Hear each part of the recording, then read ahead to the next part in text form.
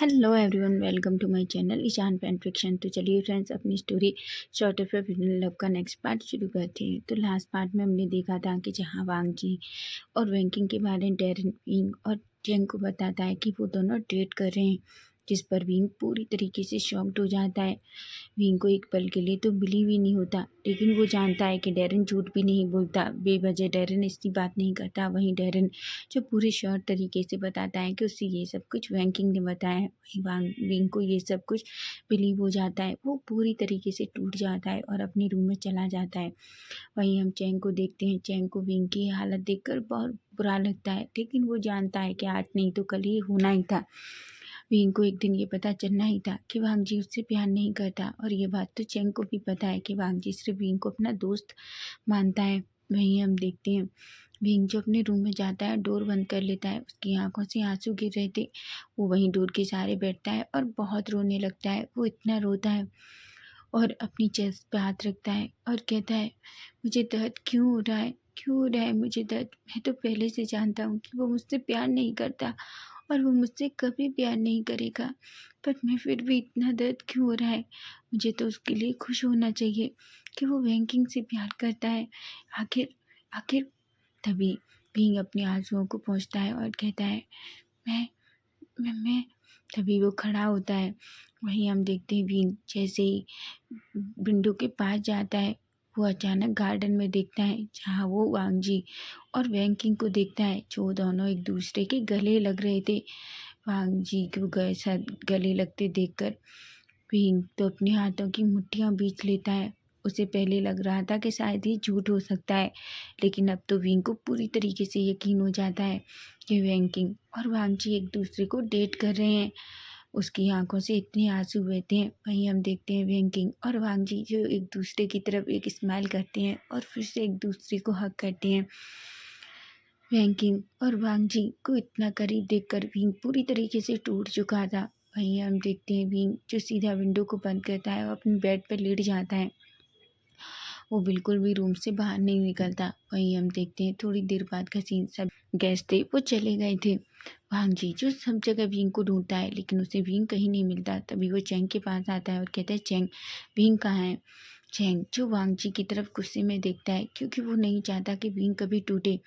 तभी वो कहता है, एक्चुअली विंग परेशान हो गया था वांग जी, इसलिए वो सो गया है। वांग जी कहता है कि क्या, पर तभी भी चैंग कहता है, वांग जी मैं चाहता हूँ कि तुम मुझसे ना उठाओ प्लीज़। वांग जी कहता है, पर चैंग चैंग कहता है, प्लीज़ वांग जी उसे आराम करने दो, उसकी तबीयत भी थोड़ी ठीक सी नहीं है, ऐसा कहता है। जिस पर वांग जी कुछ भी नहीं कहता और चैंग वहाँ से चला जाता है। वहीं वांग जी जो विंग के पास जाना चाहता था, लेकिन वो कहता है, ठीक है मैं विंग से कल बात करूँगा, मैं उसे बताऊँगा कि वैंकिंग क्या कह रही थी, ऐसा कहता है और फिर वहाँ से चला जाता है। वहीं अब हम सीधा नाइट का सीन देखते हैं, जहाँ हम देखते हैं विंग जो धीरे से अपने रूम से निकलता है। वो जल्दी से अपने डैड के कमरे में जाता है। उसके डैड जो किसी फाइल को पढ़ रहे थे और उसकी मॉम जो वहीं बैठी हुई थी। तभी उसकी डैड जैसे ही विंग को देखते हैं, वो एक स्माइल करते हैं और कहते हैं, विंग बच्चा तुम यहाँ। विंग एक स्माइल करता है और कहता है, डैड मुझे आपसे कुछ बात करनी है। जिस पर विचान से कहते हैं, बोलो विंग। विंग कहता है, डैड आपने कहा था ना कि मुझे फ्रांस में mister Lohan painting art school में बुला रहे हैं। तभी विशान से कहते हैं, हाँ बेटा, पर तुमने मना कर दिया था ना। विंग कहता है, डैड पर मैं जाना चाहता हूँ। विचान से और कांसा चरण तो शॉक्ड हो जाते हैं। वो कहते हैं, क्या। तभी विंग कहता है, हाँ माँ, क्या मैं जा सकता हूँ, मैं जाना चाहता हूँ। डैड आप तो हमेशा से जानते हैं कि आर्ट मेरा सबसे फेवरेट सब्जेक्ट है और मैं पेंटिंग सीखना चाहता हूँ और अच्छे से, इसलिए मैं वहाँ जाना चाहता हूँ। विचान से कहते हैं, पर विंग तुम तो वहाँ जाना नहीं चाहते थे, तुम तो यहीं से पढ़ना चाहते थे ना। विंग कहता है, पर डैड मुझे पता है ये बहुत अच्छी अपॉर्चुनिटी है, मैंने इसके बारे में बहुत सोचा। विचान से कहते हैं, ठीक है अगर तुम जाना चाहते हो। विंग कहता है, डैड क्या मैं कल ही जा सकता हूँ। विचान से कहते हैं, कल। पर विंग तुम अच्छे से जानते हो तुम्हारे कॉलेज भी अभी स्कूल भी हैं। विंग कहता है, डैड वैसे भी मैं वहाँ आर्ट स्कूल में पढ़ूंगा, तो इन सब का कोई फ़ायदा नहीं है, इसलिए प्लीज़ डैड मैं कल ही जाना चाहता हूँ। जिस पर ईजान से विंग की तरफ देखते हैं। वहीं ईजान से विंग को देखते हैं और कहते हैं ठीक है, मैं मिस्टर लोहान से बात करता हूँ। जिस पर विंग कहता है। तभी ईजान से वहाँ से अपना फ़ोन लेते हैं और खड़े होकर बाहर की तरफ चले जाते हैं। वहीं कांसा सरन जो विंग की तरफ देखती हैं और कहती हैं, विंग मुझे बताओ बच्चा, क्या हुआ है? अभी विंग अपनी माँ की तरफ देखता है और अचानक उसकी आंखों से आंसू गिर जाते हैं और वो अपनी माँ को टाइटली हग कर लेता है। तभी कांसा सरन कहती है, बोलो बच्चा, क्या बात है, तुम मुझे डरा रहे हो? तभी विंग कहता है, माँ कुछ भी नहीं। वहीं कांसा सरन विंग का हाथ पकड़ लेती है और कहती है, मैं तुम्हें अच्छे से जानती हूँ, मैं तुम्हारी माँ हूँ, मुझे बताओ क्या वांग जी के साथ कुछ हुआ है? विंग की आंखें अचानक बड़ी हो जाती हैं। तभी कांसा सरन कहती है, मैं अच्छे से जानती हूँ, जब से तुम समझने को हुए हो तब से मैंने तुम्हारी आंखों में वांग जी के लिए वो प्यार देखा है, तो मुझे बताओ क्या बात है बच्चा? तभी विंग अचानक पूरी तरीके से टूट जाता है और वो अपनी माँ को हक कर कर रोता है और कहता है, माँ वो मुझसे प्यार नहीं करता, माँ वो मुझसे प्यार नहीं करता, उसकी पहले से गर्लफ्रेंड है। हाँ, मैं यहाँ नहीं रह सकता, अगर मैं यहाँ रहूँगा तो मैं नहीं जानता, अगर कभी मेरे दिल से ये निकल गया तो मैं नहीं चाहता वो मुझसे नफ़रत करे, माँ। खानसा जेरन की आंखें बड़ी हो जाती हैं और कहती है, विंग पर तुमने उसे? विंग कहता है, नहीं नहीं माँ, इसका अब कोई मतलब नहीं है, उसकी पहले से एक गर्लफ्रेंड है जिसे वो बहुत प्यार करता है। और माँ, मैं कोई नहीं होता तो प्यार करने वालों के बीच में आने वाला, इसलिए मैं चाहता हूँ कि मैं यहाँ से चला जाऊँ। खानसा चरण कहती हैं, पर विंग विंग कहता है, माँ आप तो माँ हैं और माँ सब कुछ जानती है, पर माँ मुझसे वादा कीजिए, आप कभी भी इस बारे में भांग जी को या किसी को नहीं बताएंगे। तभी खानसा सरन कहती है, पर विंग विंग कहता है, माँ मैं चाहता हूँ आप जिस तरीके से वांग जी से अब तक प्यार करती आई हैं, आप उसी तरीके से वांग जी से प्यार करेंगी। आप कभी उसे ये एहसास भी नहीं होने देंगी कि मैं क्यों चला गया। खानसा सरन कहती हैं, मैं वादा करती हूँ। तभी विंग कहता है, वैसे भी माँ, प्यार पर किसी का बस नहीं है, ये तो किसी से भी कभी भी हो सकता है, और वैसे भी मेरा प्यार तो एक हिडन लव है जो कभी उसके सामने नहीं आएगा। जिससे कांसा सरन सुनती है, उनकी आंखों में आंसू आ जाते हैं और वो विंग को फिर टाइटली हग कर लेती हैं। तभी हम देखते हैं अचानक वीचान से अंदर आते हैं और वो विंग की तरफ कहते हैं, विंग एक बहुत अच्छी खबर है। विंग कहता है, क्या डैड? तभी वीचान से कहते हैं, तुम चाहो तो अपना सामान पैक कर सकते हो, सुबह 6 बजे की फ़्लाइट है। मिस्टर लोहान चाहते हैं कि तुम जितना जल्दी हो सके वहाँ पहुँचो। विंग एक स्माइल करता है और कहता है, रियल डैड? जिस पर ईचान से कहते हैं, बिल्कुल बच्चा। विंग बहुत खुश हो जाता है। हालांकि विंग अंदर पूरी तरीके से टूट चुका था, उसके उसे वो रोना चाहता था, लेकिन वो जानता है कि अब इन चीज़ों का कोई फ़ायदा नहीं है। वो अपनी माँ की तरफ देखता है। तभी कांसा सरन खड़ी होती है और कहती है, मैं तुम्हारी हेल्प करूँगी, ऐसा कहती हैं। जिस पर विंग कहता है। तभी वीचान से कहते हैं, मैं सबको बता देता हूँ। तभी विंग कहता है, बिल्कुल नहीं डैड, आप किसी को नहीं बताएंगे। झांसी कहते हैं, पर क्यों विंग, तुम यहाँ से जा रहे हो? विंग कहता है, भले ही, पर मैं चाहता हूँ आप किसी को ना बताओ, हम जाते टाइम सबको बता देंगे, ऐसा कहता है। झांसी को कुछ समझ नहीं आता। विकांसा सरन कहती हैं, अगर वो मना कर रहा है तो प्लीज़ किसी को मत बताओ, ऐसे भी वो नहीं चाहता कि जब वो यहाँ से जाए तो सभी दुखी हों, ऐसा कहता है। जिस पर वीचान से कहते हैं। कांसा सरन और विंग उस रूम से निकलते हैं। कांसा सरन विंग के रूम में जाती हैं और विंग का सारा सामान पैक करती हैं। विंग का सारा सामान पैक करने के बाद वो विंग की तरफ देखती हैं और कहती हैं, याद रखना, तुम्हारी माँ हमेशा तुम्हारे साथ है, अगर तुम्हें किसी भी चीज़ की ज़रूरत है तो बस एक फ़ोन करो, ठीक है? विंग एक स्माइल करता है और कहता है, माँ मैं अच्छे से जानता हूँ कि आप हमेशा मेरे साथ रहेंगी। जिस पर कांसा सरन एक स्माइल करती हैं, वो विंग के फोrehead पर किस करती हैं और फिर वहाँ से चली जाती हैं। वहीं विंग जो सामान की तरफ देखता है, जो सूटकेस उसके पैक थे, उसकी आंखों में आंसू थे। तभी वो अपने दिल पे हाथ रखता है और कहता है, वांग जी, मैं कल चला जाऊंगा, लेकिन मैं तुमसे मिलना नहीं चाहता। मैं तुमसे बहुत दूर जाना चाहता हूँ, ताकि तुम कभी ना जान सको कि मैं तुमसे दूर क्यों गया, और हो सका तो मैं अब चाइना वापस नहीं आना चाहूँगा, कभी नहीं, क्योंकि शायद मैं कभी तुम्हें दूसरे के साथ न देख पाऊँ। और मैं, ऐसा कहता है, और अचानक उसे ऐसा लगता है जैसे उसकी चेस्ट में बहुत पेन हो रहा हो वो वहाँ हाथ रखता है और चुपचाप अपने बेड पर लेट जाता है, हालांकि उसे नींद नहीं आ रही थी।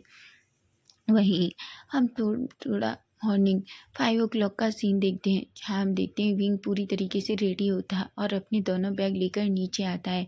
वहीं वीचांसे और कांसा सरन जो विंग के पास खड़े थे, तभी हम देखते हैं अचानक लैन कुरैन, लैनी और जियांग फेमियान और मैडम यू भी आ जाते हैं।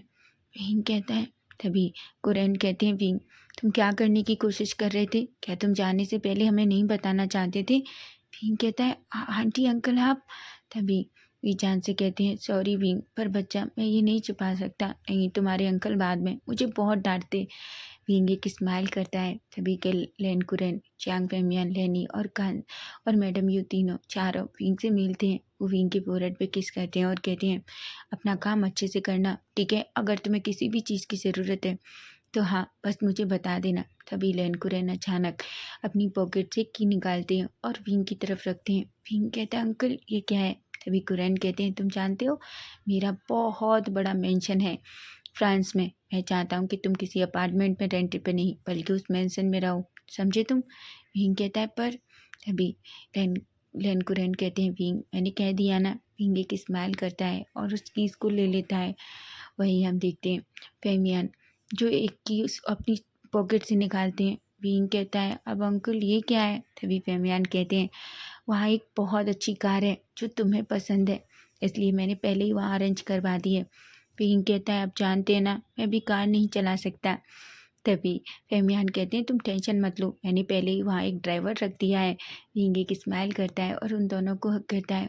तभी फेमियान कहते हैं, पर विंग तुम्हें नहीं लगता तुम्हें वांग जी, जैंग और सिचेन और यान्नी को बताना चाहिए? विंग कहता है, बिल्कुल नहीं, आप बच्चे से जानते हैं अंकल, अगर वो लोग उठ गए तो वो मुझे नहीं जाने देंगे।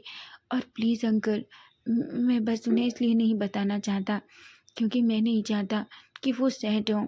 अगर उन्हें पीछे पता चलेगा तो वो कुछ नहीं करेंगे, अगर वो मेरे सामने रहेंगे तो मैं नहीं जा पाऊँगा। जिस पर कुरैन कहते हैं, ठीक है, हम उन्हें बाद में बता देंगे। वैसे भी ऐसा कह के वो चारों बाहर आते हैं। तभी हम देखते हैं लैन कुरैन और फेमियान और बीचान से तीनों कार में बैठते हैं। बीइंग भी उनके साथ कार में बैठता है और सीधा एयरपोर्ट के लिए निकल जाता है। वहीं मैडम यू और लैनी और कांसा चरण तीनों दरवाजे पर थे। कांसा चरण की आंखों में थे आंसू थे। तभी मैडम यू और लैनी कांसा चरण के शोल्डर को पकड़ती हैं और कहती हैं, कांसा कांसा, जो उन दोनों की तरफ देखती है और कहती है, मैं थोड़ी देर अकेला रहना चाहती हूँ। ऐसा कहकर वहाँ से चली जाती है। तभी मैडम यू कहती हैं, सच में पिंक का जाने का तो दुख हमको भी है, लेकिन क्या होगा जब चेंग और वांग जी को पता चलेगा कि विंग उनको बदना बताए चला गया? लैनी कहती है, पता नहीं क्या होगा, मैं तो बस यही सोच रही हूँ कि बच्चे पता नहीं किस तरीके से रिएक्ट करेंगे विंग के जाने पर। ऐसा कहते हैं। वहीं हम देखते हैं विंग विंग जो वीजान से लैन कुरैन और जांग फेमियान तीनों के गले मिलता है। उसका बोर्डिंग का टाइम हो गया था, इसलिए वो जल्दी उसकी तरफ जाता है, लेकिन वो सबसे पहले एक बार पलटता है और सबको बाय कहकर एक स्माइल करता है और सीधा फिर वहाँ से अपनी फ़्लाइट के लिए चला जाता है। वीजान से की आंखों में भी आंसू थे क्योंकि विंग आज से पहले कभी उनसे दूर नहीं रहा, ये पहली बार था। कुरैन कहते हैं, तुम्हें इस तरह सैड होने की ज़रूरत नहीं है, तुम जब चाहोगे हम उससे मिलने जा सकते हैं, और वैसे भी वो इस टाइम सिर्फ हमारे अपने घर में रहेगा, इसलिए हमें इतना सोचने की ज़रूरत भी नहीं है। ऑलरेडी वहाँ ऐसे लोग हैं जो उसकी अच्छे से देखभाल करेंगे। जिस पर बीजान से हम कहते हैं, उसके बाद वो तीनों वापस आ जाते हैं। वहीं हम थोड़ी देर बाद का सीन देखते हैं, जहाँ हम देखते हैं सभी लोग ब्रेकफास्ट टेबल पर थे। कांसा चरण जो पूरी तरीके से चुपचाप थी, वहीं जैन, यानली और चेंग पहले से ही ब्रेकफास्ट टेबल पर थे। तभी हम देखते हैं अचानक विंग भी आ जाता है, सभी बैठ जाते हैं। तभी लैन कुरैन कहते हैं, जल्दी सबको ब्रेकफास्ट सर्व करो, मुझे ऑफिस भी जाना है, एक बहुत अर्जेंट मीटिंग है, ऐसा कहते हैं। तभी वांग जी कहता है, पर विंग कहाँ है? विंग कहाँ है आंटी? ऐसा कहकर वो कांसा सरन की तरफ देखता है। तभी सभी लोग वांग जी, चैंग, यानली और सिचैन की तरफ देखते हैं। यानली कहती है, ऑफ कोर्स आंटी, आशियान कहाँ है? तभी कांसा सरन कहती हैं, वो चला गया है। सभी लोग शॉक्ड हो जाते हैं और कहते हैं, चला गया क्या? क्या मतलब है? तभी कांसाचरण कुछ भी नहीं कहती, अपना फेस नीचे कर लेती हैं। तभी लेनी कहती हैं वो नहीं है, वो यहाँ से चला गया है, उसे यहाँ से, वो कहती हैं वो यहाँ से चला गया है। भांजी कहता है पिंक कहाँ चला गया है? क्या वो कॉलेज चला गया इतनी जल्दी? लेकिन कॉलेज तो ऐसा कुछ काम भी नहीं था। तभी मैडम यू कहती हैं भांजी पिंक कॉलेज नहीं गया। चैंग कहता है माँ पिंक कहाँ गया है, बताइए ना माँ, आप सब ऐसे क्यों देख रहे हैं जैसे कुछ हुआ है? और विंग तभी भी चैन से कहते हैं तुम सब लोग रिलैक्स करो, कुछ नहीं हुआ। एक्चुअली विंग यहाँ से फ्रांस चला गया है। वांग जी के हाथ में जो स्पून थी अचानक नीचे गिर जाती है और कहता है क्या कहा अंकल आपने, विंग कहाँ चला गया? तभी भी जान से कहते हैं हाँ वांग जी, विंग फ्रांस चला गया क्योंकि उसे मिस्टर लोहान ने अपने आर्ट कॉलेज में बुलाया था। भांग जी की तो आंखें एकदम से डार्क हो जाती हैं, उसकी आंखें नम हो जाती हैं। वहीं जियांग चेंग कहता है अंकल आप मजाक कर रहे हैं ना? तभी फेमियान कहते हैं चेंग हम तुम लोगों से मजाक नहीं कर रहे। अचानक वांग जी वहाँ से अपनी चेयर खींचता है और वो दौड़कर विंग के रूम की तरफ भागता है, क्योंकि उसे किसी की बातों पर बिलीव ही नहीं हो रहा था कि विंग ऐसे जा सकता है। वो अचानक विंग के रूम का डोर ओपन करता है और रूम में चारों तरफ देखता है। वो इधर उधर देखता है और विंग का नाम चिल्लाता है और कहते हैं विंग, विंग तुम कहाँ हो?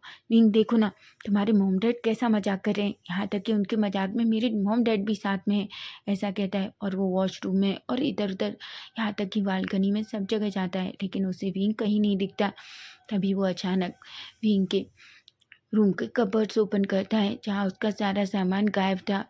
वांग जी अचानक वो सब कुछ देखता है, वो शॉक्ड हो जाता है। वो उसे ऐसा लगता है कि पता नहीं उसके शरीर का कोई बहुत ज़रूरी हिस्सा उससे दूर हो गया हो। वो अपनी चेस्ट पकड़ता है और कहता है तुम तुम ऐसे कैसे जा सकते हो वांग विंग? विंग तुमने तो हमेशा कहा था ना कि तुम कहीं नहीं जा रहे।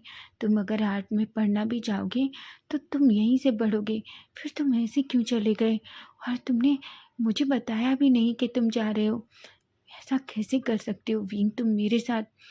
तो मैं तुम्हें कभी माफ़ नहीं करूँगा। जिस तरीके से तुम मुझे छोड़ कर गए हो, मैं तुमसे वादा करता हूँ कि तुम जब वापस आओगे तो तुम इस बात का रिग्रेट करोगे कि तुम मुझे छोड़ कर गए। मुझे तुमसे कितनी सारी बातें कहनी थी, लेकिन मुझे आज पता चला तुमने कभी हम लोगों की दोस्ती को दोस्ती माना ही नहीं।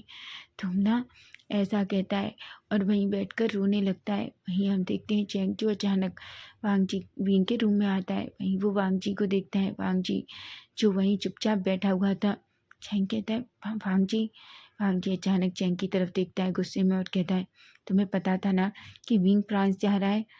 चैंग कहता है बिल्कुल नहीं वांग जी, मुझे नहीं पता था। तभी वांग जी कहता है सीरियसली, अगर तुम्हें नहीं पता था तो तुमने कल नाइट मुझे विंग से क्यों नहीं मिलने दिया? तभी चैंग की आंखें तो बड़ी बड़ी हो जाती हैं और कहता है तुम्हारा दिमाग खराब हो गया है। वो कल बहुत परेशान था, उसकी तबीयत ठीक नहीं थी, बस इसलिए मैंने तुम्हें नहीं मिलने दिया था। भांग जी कहता है मैं अच्छे से जानता हूँ, तुम पहले से ही जानते थे, तुमने उसकी पैकिंग में हेल्प भी की थी। चैंग कहता है क्या तुम्हें समझ नहीं आ रहा? जिस तरीके से तुम शॉक्ड हो मैं भी उतना ही शॉक्ड हूँ कि आखिर विंग कैसे जा सकता है। तभी वांग जी जो अचानक चैंग की तरफ गुस्से में देखता है और कहता है मैं तुम्हें बहुत अच्छे से जानता हूँ, तुम्हें कभी भी अच्छा नहीं लगता था ना कि जिस तरीके से विंग मेरी केयर करता था। अचानक चैंग की आंखें बड़ी हो जाती हैं और कहता है क्या तुम्हारा दिमाग खराब है? वांग जी कहता है मेरा दिमाग अब सही हुआ है, मैं जानता हूँ तुमने ही उसे बहकाया होगा कि वो यहाँ से चला जाए। अचानक चैंग को गुस्सा आता है और वो वांग जी का कॉलर पकड़ लेता है और कहता है तुम्हारा दिमाग खराब हो गया है। अगर तुम्हें ऐसा लगता है कि विंग मेरी वजह से गया है तो मैं तुम्हें बता दूँ कि जो कुछ हुआ उसके जिम्मेदार तुम हो। वांग जी की आंखें बड़ी बड़ी हो जाती हैं और कहता है क्या कहा तुमने? तभी विंग कहता है ऑफ कोर्स मैंने वही कहा जो पूरी तरीके से सही है। अगर तुम्हें ऐसा लगता है कि विंग मेरी वजह से गया है तुम नहीं, मिस्टर लैन वांग जी, विंग को जाने की वजह तुम हो और शायद तुम्हें उस दिन पता चला तो तुम्हें अपनी लाइफ में रिग्रेट होगा, समझे तुम? ऐसा कहता है।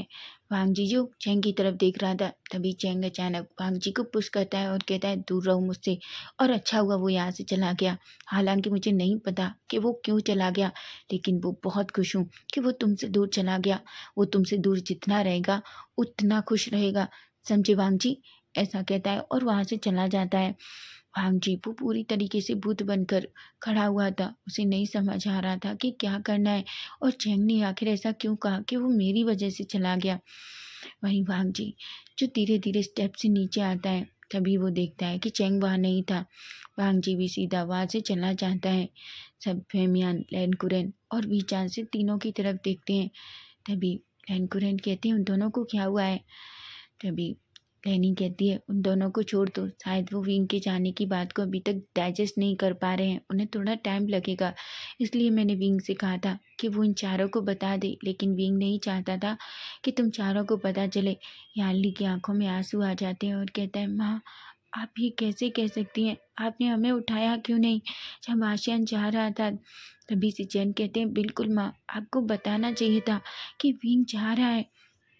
तभी हम देखते हैं बीचान से कहते हैं, बस मैं नहीं चाहता था कि आप तुम सब बच्चे परेशान हो और इतनी जल्दी उठो, पर मुझे नहीं पता था कि वांग जी और चेंग इस तरीके से रिएक्ट करेंगे।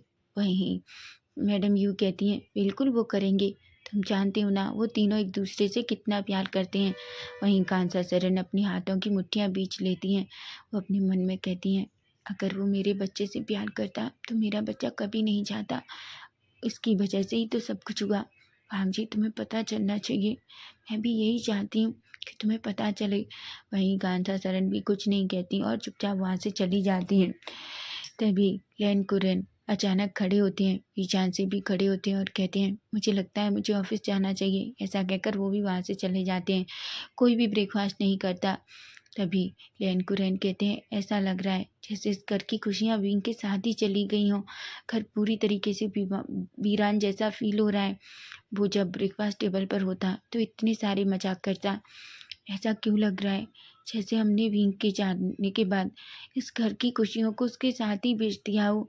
मेहमियान जो अचानक कुरैन के शोल्डर पे हाथ रखते हैं और कहते हैं, सब ठीक हो जाएगा, बच्चों को अभी ये सब कुछ समझने को टाइम लगेगा, ऐसा कहते हैं और सभी वहाँ से चले जाते हैं। तभी हम देखते हैं यानली जो सिचेन की तरफ देखती है और कहती है, सिचेन तुम्हें क्या लगता है विंग आखिर ऐसे क्यों चला गया और वो हमसे भी नहीं मिला।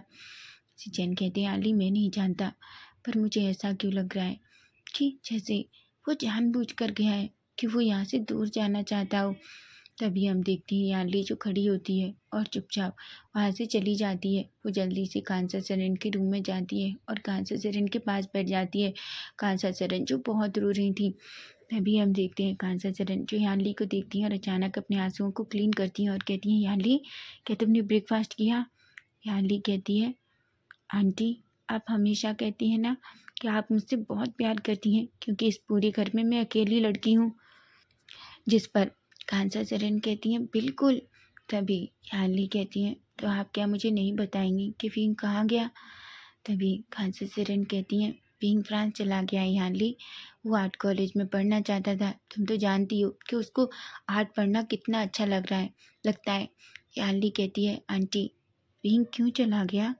मुझे पता है, विंग हमेशा कहता था कि वो चाइना छोड़कर कहीं नहीं जाना चाहता, वो यहीं बीजिंग के कॉलेज में ही आर्ट की पढ़ाई करेगा, लेकिन इस तरीके से सडनली मैं जानती हूँ, आपको पता है।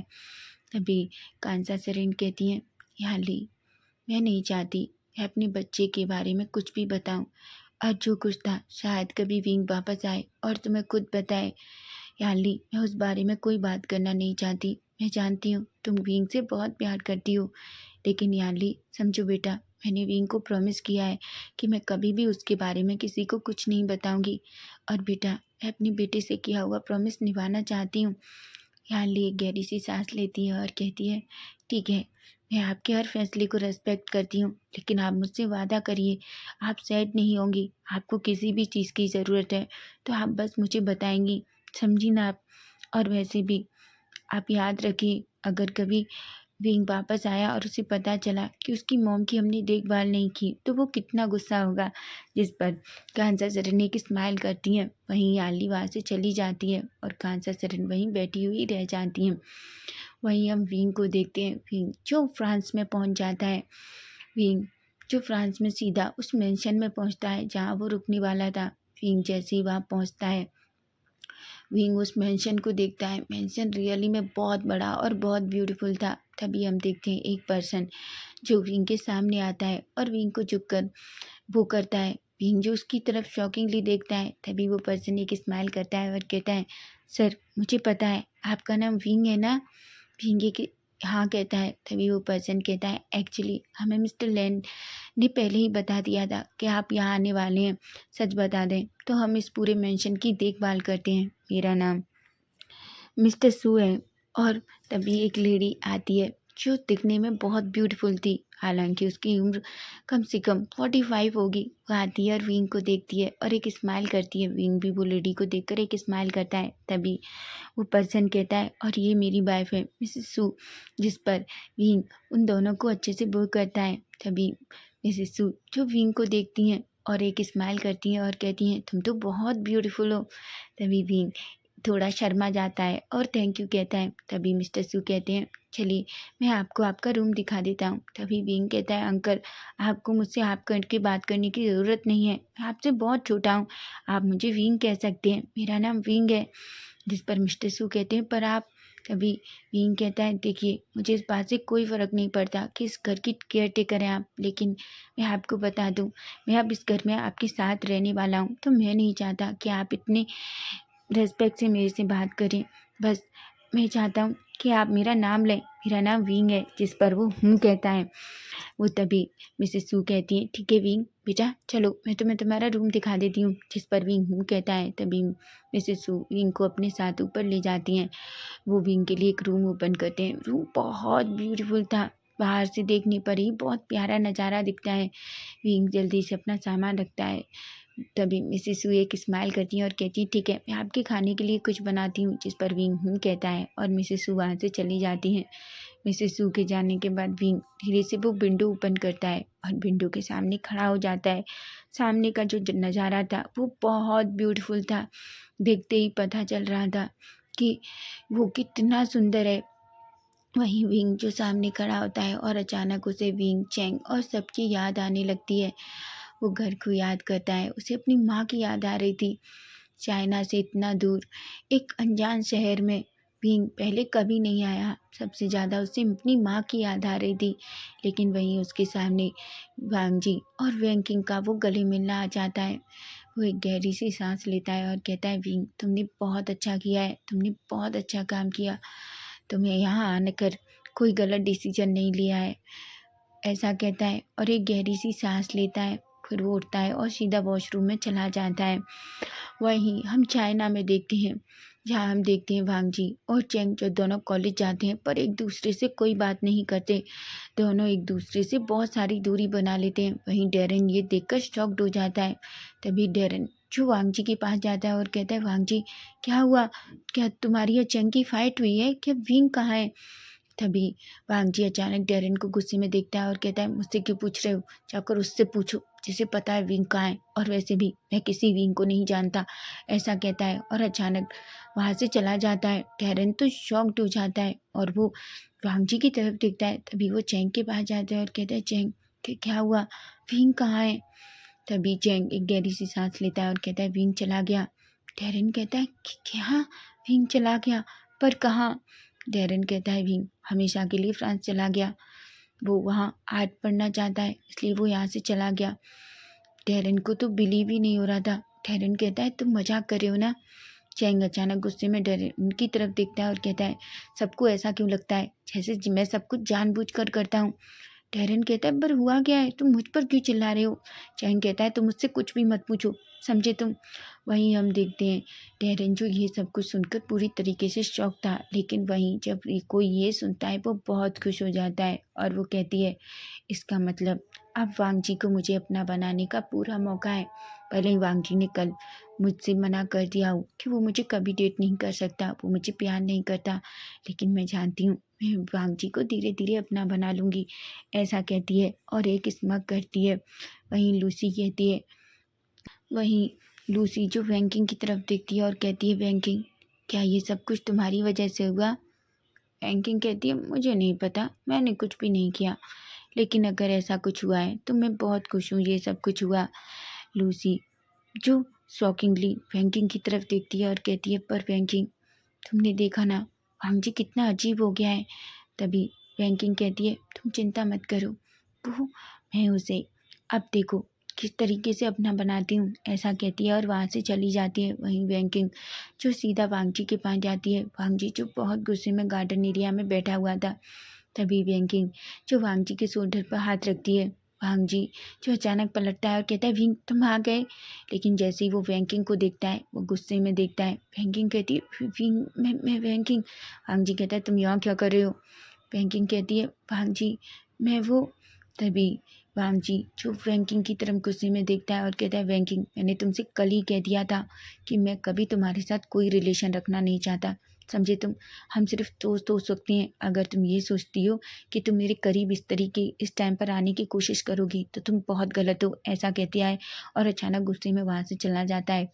वेंकिंग अपने हाथों की मुट्ठियाँ बींच लेती है और वो एक गहरी सी सांस लेती है और कहती है, वांगजी चाहे कुछ भी हो जाए, जब मैंने उस लड़के को तुमसे दूर करने का इतना कुछ किया है तो सोचो मैं क्या करूँगा, ऐसा कहता है।